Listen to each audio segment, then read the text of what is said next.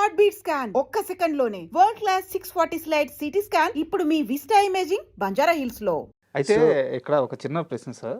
నేను హీరోల పేర్లు చెప్పను కానీ కొంతమంది అప్పటి హీరోలు ఈ శంకర్ శాస్త్రి క్యారెక్టర్ చూసి సినిమా రిలీజ్ అయిన తర్వాత మాకు ఎందుకు దక్కలేదు ఈ పాత్ర అని చెప్పి చాలా ఫీల్ అయ్యారు. చాలా మంది శంకరాభరణాన్ని హిందీలో తీశారు. హిందీలో చాలా ఫేమస్ ఆర్టిస్ట్ ఆయన వేశాడు. ఆయన పేరు అయితే హిందీలో సక్సెస్ అవ్వలే.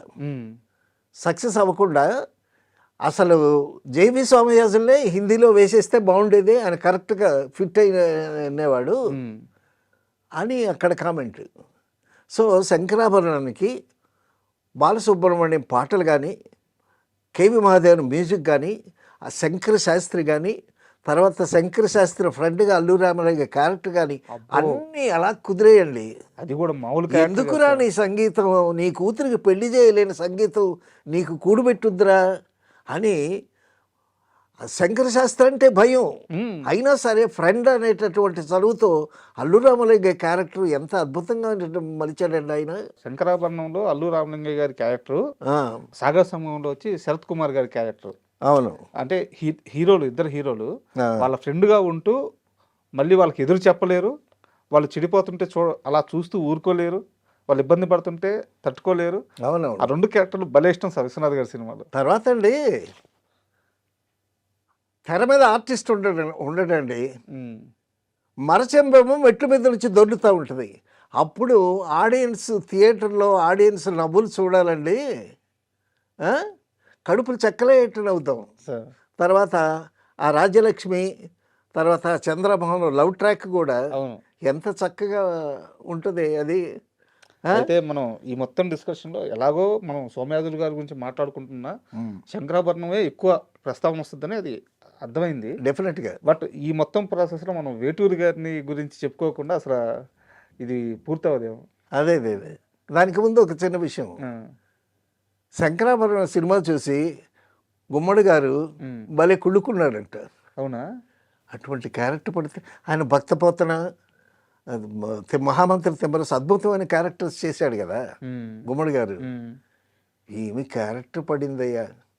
ఒకసారి ఆయన అన్నాడంట జేవి స్వామిజీలతో, ఏమండి ఇన్ని సంవత్సరాలు బట్టి కష్టపడి సంపాదించిన మా పేరు కన్నా ఒక్క సినిమాతో మీరు పేరు సంపాదించేశారండి.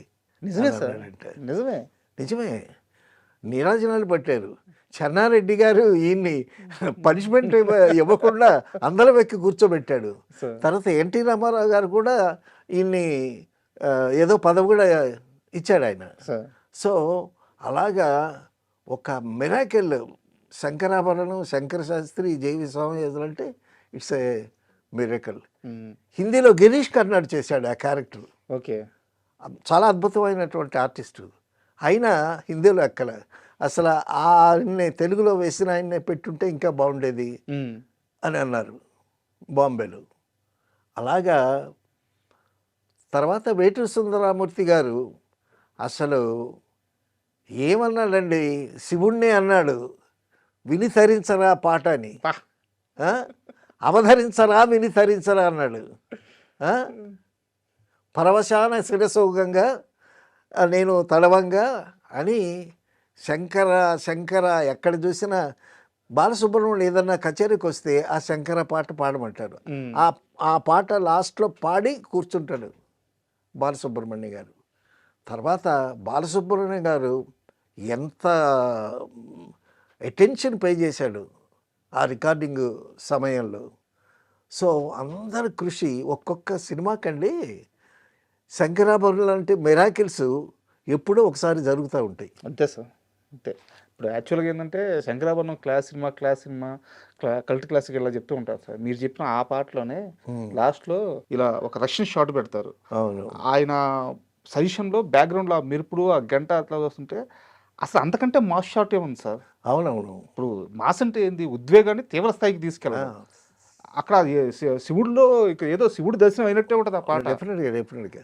తర్వాత ఇప్పుడు పాశ్చాత్య సంగీతానికి కర్ణాటక సంగీతానికి అక్కడ ఒక ఆర్కెస్ట్రాను పెట్టి జిత్మోహన్ మిత్ర అని అతను వేశాడు ఆ క్యారెక్టర్.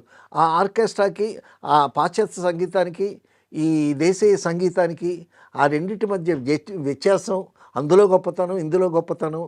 రేపు కొడుకులారా, ఆ గొప్పతనం దానిదే, ఈ గొప్పతనం దానిదే, మన దేశీయ సంగీతాన్ని ఆదరించండి ముందు అని అక్కడ ఉండేటటువంటి ఆ డైలాగులు అసలు శంకరాభరణ సినిమా డైలాగులు జంజాల గారు రాసిన 4 కాగితాలు. అబ్బా 4 కాగితాల మీద డైలాగులు ఉంటాయి. మిగతా అంతా అసలు ఎవరు పాటలే పాటలు, సంగీతం కదా. అవును. తర్వాత జేవి సోమయాజులు గారు నిద్రపోతూ పాడతాడు, ఒక పద్యం చదువుతాడు. ఈ తులసి వచ్చి జాయిన్ అయ్యేటప్పుడు, తర్వాత రాజలక్ష్మి వచ్చేటప్పుడు. సో వాళ్ళ కాంబినేషను, ఆ ఫ్యామిలీ అఫైరు, ప్రతి సీన్ అద్భుతమేనండి. ఆ విధంగా చాలా గొప్ప కళాఖండం తీసి విశ్వనాథ్ గారు సోమయాజులు గారిని ఒక్కసారిగా వేరే లెవెల్లో పెట్టేసుకుంటున్నారు. అవును. అయితే సోమయాజులు గారి ఫ్యామిలీ గురించి తెలుసుకుంటున్నప్పుడు ఒక చిన్న విషయం తెలిసింది సార్. మొదటి ప్రపంచ యుద్ధంలో వాళ్ళ ఫ్యామిలీ బాగా సఫర్ అయిందంట, ఆస్తులు పోయినాయంట. అక్కడి నుంచి వాళ్ళ ఫ్యామిలీ బాగా అక్కడి నుంచి కంబ్యాక్ ఇవ్వాల్సి వచ్చిందంట. ఏమో ఆ విషయం నాకు తెలీదు. వాళ్ళు శ్రీకాకుళంలో నాటకాలు ఆడేటప్పుడు సార్ అప్పటి నుంచి అక్కడ పరిచయం ఉంది. అక్కడి నుంచి తెలుసు వాళ్ళ నాటక ప్రస్థానం. అదేం వాళ్ళ నాటకాలన్నీ చూశాను నేను. లైవ్లో చూసారా? లైవ్లో స్టేజ్ మీద 3 గంటల సినిమాలోనే అలా నటించారంటే అసలు ఇంకా నాటకాల్లో అద్భుతం. అందులో మురారి క్యారెక్టర్ వేస్తాడు కీర్తిశేషుల్లో. గొప్ప నాటకం కీర్తిశేషులు, బండిపాటి రాధాకృష్ణమూర్తి గారు అనుకుంటా రాసింది. అందులో మురారి తాగుబోతు క్యారెక్టరు, తమ్ముడు క్యారెక్టర్ ఏమో, తమ్ముడే ఒక మంచి రచయిత, అది రమణమూర్తి వేశాడు. తర్వాత అందులో గంప శంకరయ్య క్యారెక్టర్ అని ఏదో గొట్ట ఉన్నట్టుంది, అది శ్రీరామూర్తి వేశాడు, వాళ్ళ తమ్ముడే. మొత్తం 4 అన్నదమ్ములు. ఈయన తర్వాత కాలంలో ఉద్యోగాన్ని వదిలేశారా సార్? ఇక ఇప్పుడు చెన్నారెడ్డి గారు సోషల్ కల్చరల్ యాక్టివిటీస్ పెట్టి ఒక సంస్థ పెట్టి అక్కడ ఆయన డైరెక్ట్గా పెట్టాడు కదా, ఇంకా జాబే ఉంది. ఇంకా ఇదే జాబ్. అయితే నాకు ఎందుకంటే ఈ క్వశ్చన్ అంటే తర్వాత కాలంలో ఆయన అంటే అంత గొప్ప పాత్ర చేసిన ఆయన తర్వాత ఎప్పుడు కూడా ఇంత పేరు రాలేదు ఆయనకి, ఏ సినిమా నుంచి కూడా. ఇది మిరాకిల్. అయితే మిరాకిల్ తర్వాత ఒక చిన్న మన ఈవీవి సత్యనారాయణ గారి సినిమాలో చిన్న క్యారెక్టర్లు కూడా చేశారు. ఆ క్యారెక్టర్స్ అది ఎందుకు ఆ పరిస్థితి వచ్చింది అర్థం కాలేదు. అది ఈయన ఒప్పుకోకూడదు, అది ఆర్టిస్టులు మిస్యూజ్ చేయటమే అని చెప్పుకోవాలి.